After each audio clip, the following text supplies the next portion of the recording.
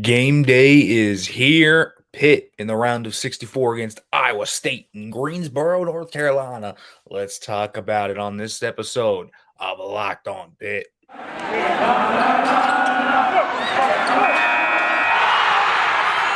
You are Locked On Pitt, your daily podcast on the Pittsburgh Panthers, part of the Locked On Podcast Network, your team every day.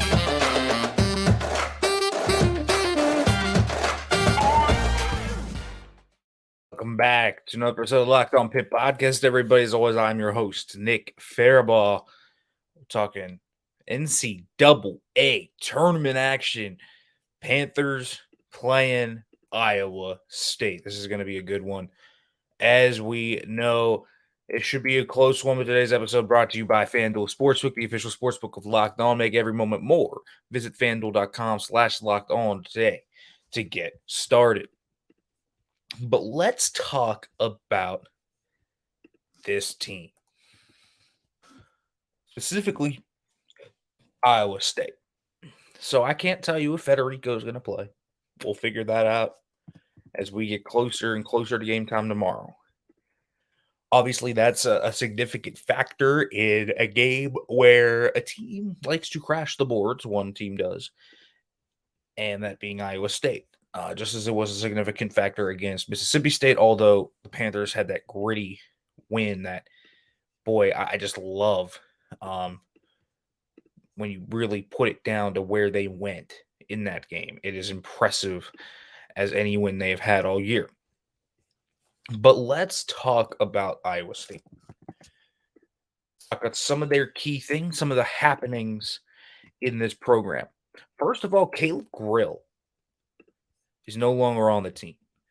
Their senior guard out of Wichita, Kansas, was dismissed from the team and is now gone.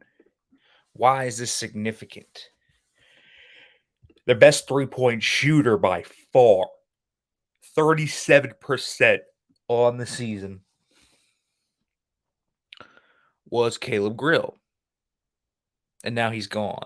And he's a guy that averaged about 10 per game. Now, he's not their leading scorer, but he's a guy that absolutely was a big offensive scorer for them. Now, you look at this team overall and where they are in terms of their season stats and what they bring to the table. First of all, as a three-point shooting team, they're not as bad as Mississippi State, but they're also not good. They shoot about 34%. That's okay, but that's very middle of the pack. It's about 187th in the nation right now.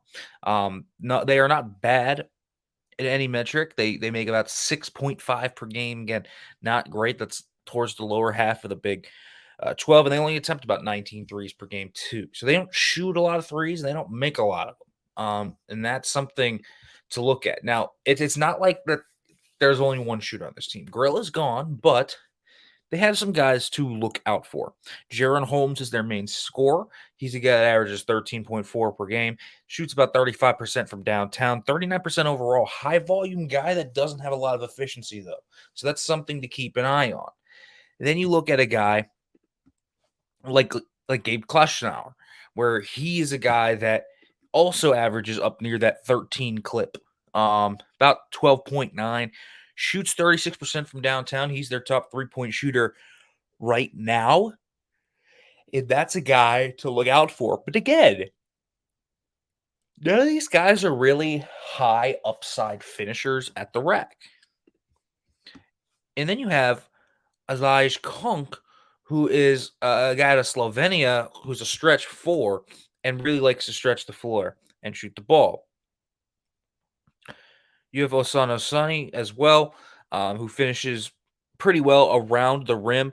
He's attempted only 13 threes, so he's not going to be a guy that stretches, but he is a high efficiency guy near the rack and can get a lot of rebounds too, but only averaging 4. So they can crash the boards as a team. And that has been something that I have looked at throughout this week as very interesting, is that while they don't have any elite rebounder on the stat sheet. Their leading rebounder right now averages 4.2 per game. They get a lot of their rebounds that they get a lot of rebounds, and that's very important for this game to me. When you look at offensive rebounding total, for example, a team like Mississippi State was in the top 10 in that category, and they did crash very well against Pitt. But Iowa State is at 32%, 36th of the nation if you want to get exactly on there. Mississippi State was top 10 in offensive rebounds per game. Mississippi State got about 14 per game. Iowa State gets about 10 per game. So these are just some things to think about. They do very well on the boards. They're a solid rebounding team, but also they lose a lot of their defensive rebounding. So they allow some offensive boards, which is fairly interesting to me. That's a very, very interesting stat that Pitt, maybe if they play with some grittiness, can get after the offense boards and get some second chance opportunities. Now, if you look at concerning trends for this team, they shoot really bad from the free throw line. They don't get to the free throw line very much. They shoot about 67% from the free throw line and only get about 16 per game. That's worst in the Big 12. They foul a lot, 19 per game. That's the most. They get very little fast break action, so they don't go back in transition, but they can allow a lot of points in transition. And so that's concerning as well. So Pitt, very similar game plan to me to try and get out in front of this team is shoot your threes, run, force turnovers. And the turnover part is interesting because Iowa State is really, really good at this. They average about 17 forced turnovers per game, really, really good. They also turn the ball over about 13 times per game. And so their turnover margin is really good because they force a lot of turnovers, but don't let that get around you. They can really have lethargic days on offense where they just turn the ball over at will. And that's what Pitt's going to really have to do. This is a better version of Mississippi State in a lot of ways. I really do believe that.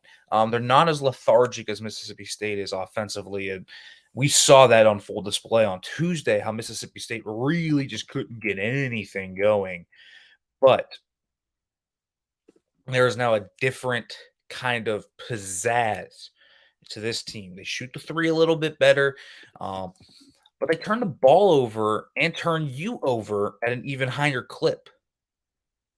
So it's actually very interesting to me when you break it down kind of into where it needs to go. This team is a very, very weird team.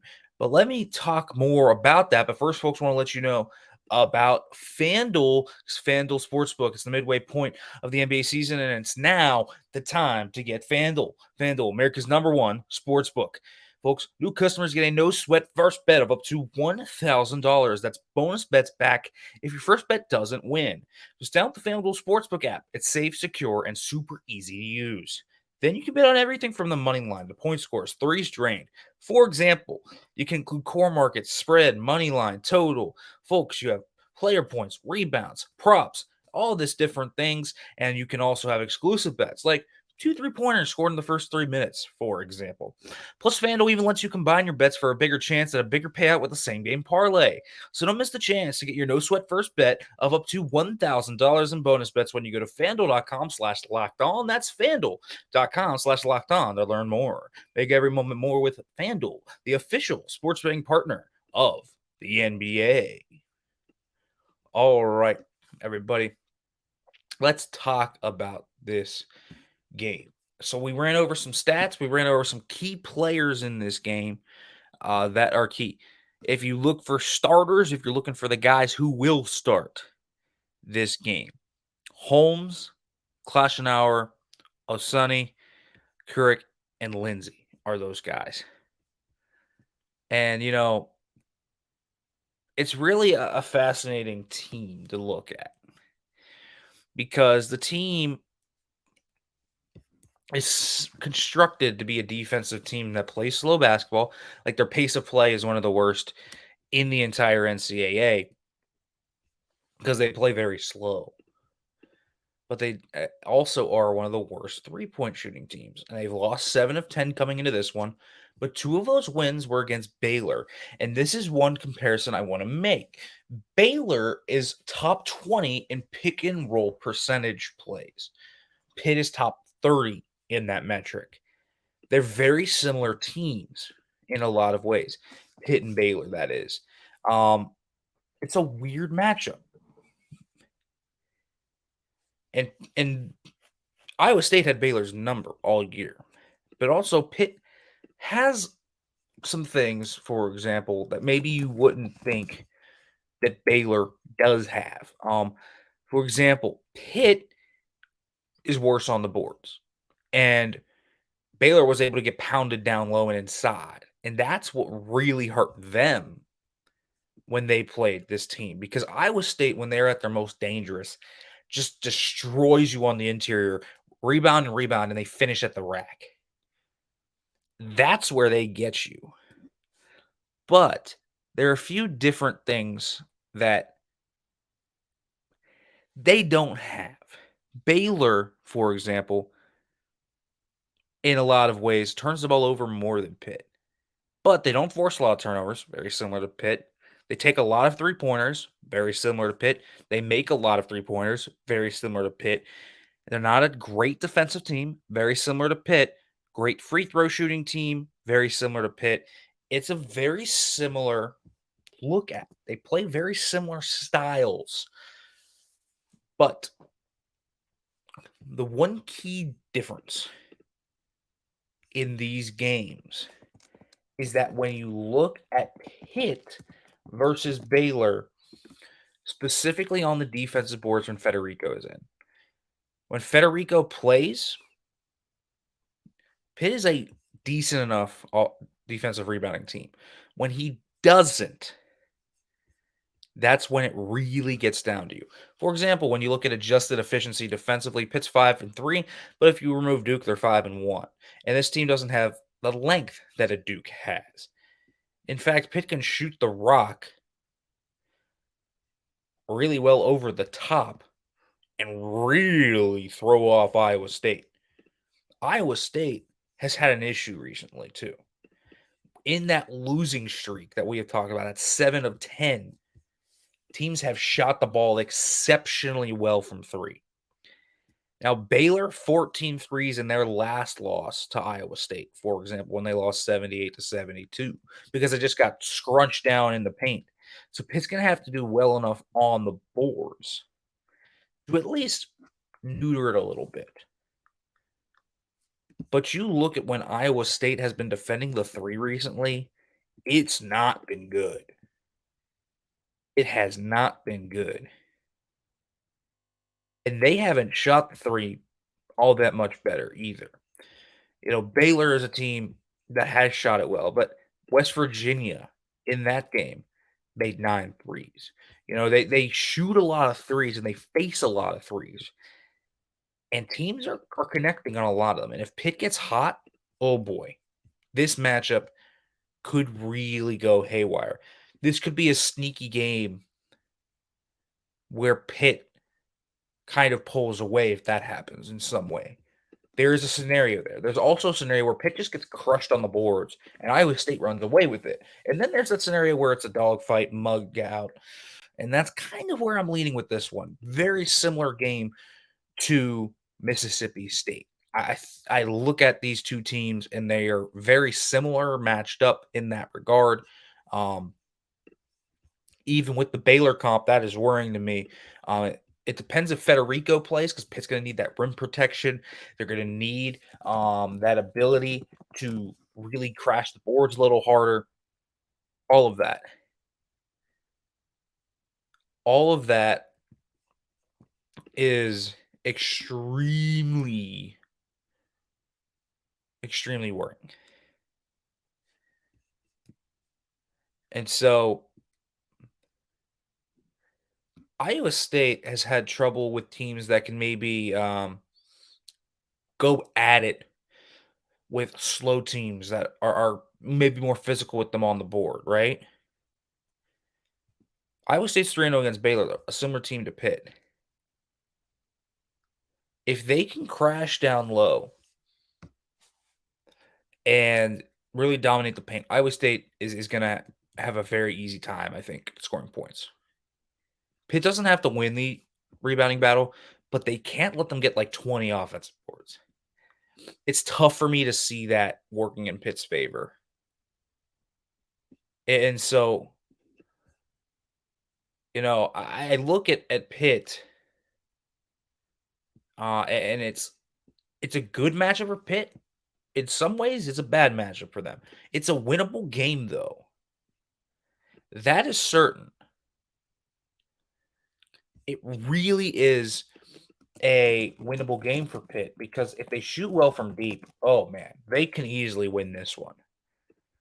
Iowa State's not playing super well recently, and they're a hot and cold team. That has been the kind of thing. They're a Jekyll and Hyde. Who are you going to get? And so I want to keep talking about that fact about Iowa State. But first, folks, I want to let you know about Built Bar because the Built March Madness bracket is here. We know you have a favorite bar or puff, and now's the time to make it count. Go to BuiltMarchMadness.com to vote for your favorites.